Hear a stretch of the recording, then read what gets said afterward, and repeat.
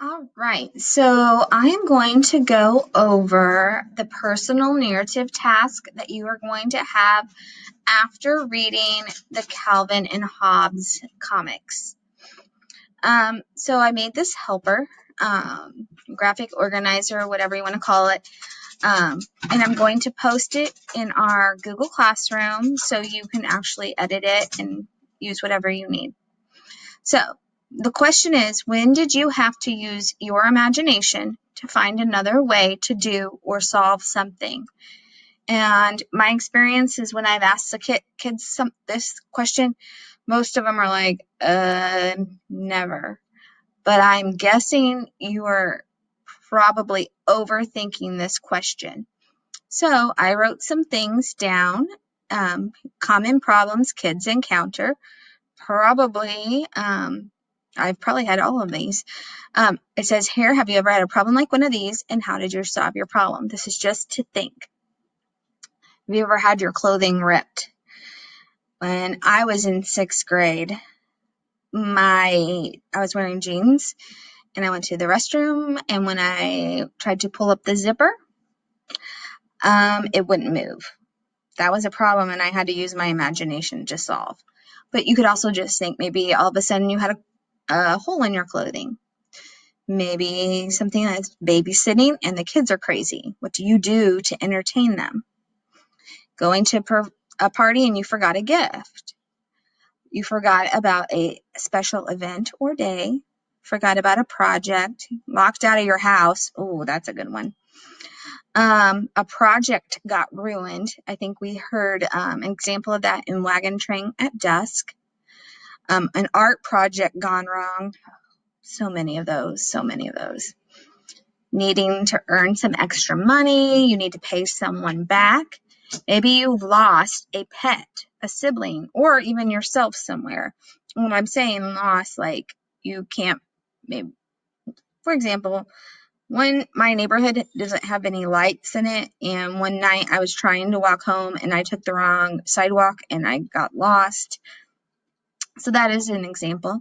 Maybe trying to cook something, making a new friend, starting a new school.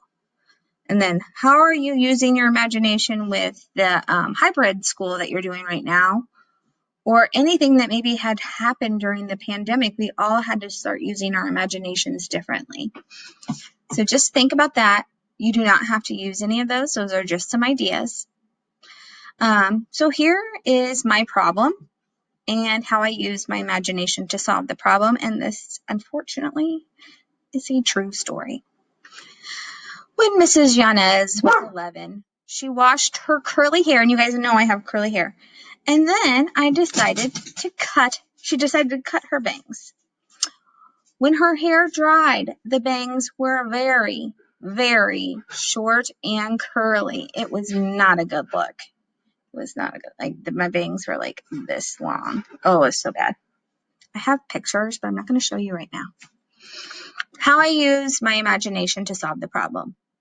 I tried headbands, which didn't work because the headbands went too far back and then the little curly bangs were right here. I thought about just shaving my bangs off. And then I talked to my mom and she told me how the hair would grow back and it would not. No, couldn't do that. I tried using a curling iron to straighten my bangs and it kind of worked, but I just had a little bit of straight here and it just didn't, it looked super weird with my other curly hair. And then finally I tried wearing a bandana and that helped a lot to cover the bangs until they could grow back. Actually I'm looking in here and to see if I have a bandana. Oh, my husband actually has a bandana right here. This is a bandana and I would use it let me go back, like this. So and then that covered up the bangs and I had a lot of them and it covered them up and I could use them. I could get different ones. I could get pink, purple, whatever, and they matched my outfit. So that's my story. Here's where you're going to write your problem that you decide.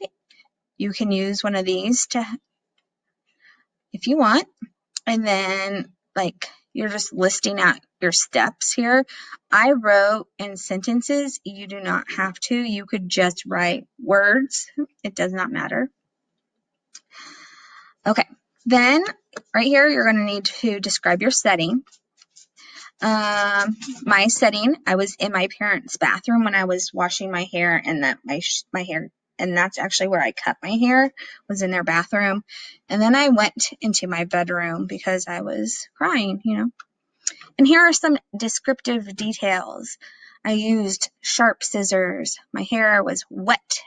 The mirror foggy, and a tear-stained face. Here, you will write what your setting is, and remember, you can have more than one. Let me add and then any descriptive details that you want to include. You don't have to do too many, but I definitely, when I'm writing my final draft, want to include these 4 details.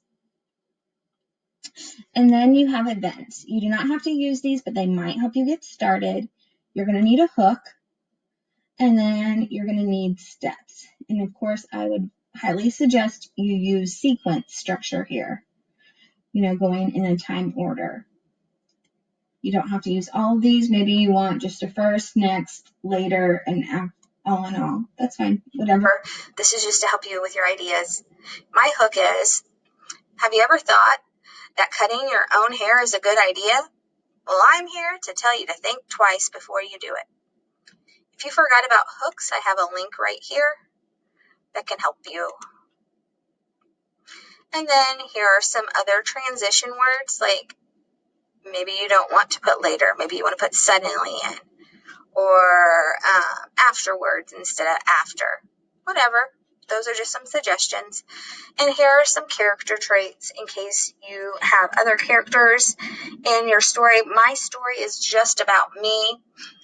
I could say that my mom was in the story as well, and she was encouraging me, and she was kind. She was not telling me I was a dummy for cutting my hair and I looked like a weirdo. So, and that's it.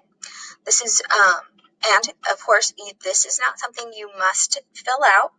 This is a resource I'm going to post as an assignment. It's not really an assignment, but you have it then if you want to use it. And if you need anything else, don't forget just to send me a message either in Google Classroom or on Hangouts.